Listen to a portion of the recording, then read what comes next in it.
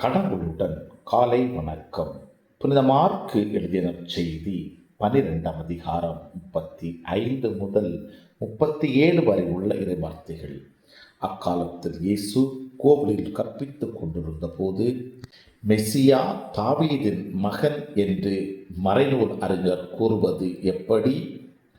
தூய ஆவியின் தூண்டுதலால் ஆண்டவர் என் தலைவரிடம், நான் உம் பகைவரை உமக்கு அடிபணிய வைக்கும் வரை நீர் என் வலப்பக்கம் வீற்றிரும் என்று உரைத்தார் என தாவீது கூறியிருக்கிறார் அல்லவா? தாவீது அவரை தலைவர் என குறிப்பிடுவதால் அவர் அவருக்கு மகனாக இருப்பது எப்படி என்று கேட்டார். அப்போது பெரும் திரளான மக்கள் இயேசு கூறியவற்றை மனமுவந்து கேட்டுக்கொண்டிருந்தார்கள். கிறிஸ்துவின் நற்செய்தி. இந்த நாள் இனிய நாளாக அமைய வாழ்த்துக்கள்.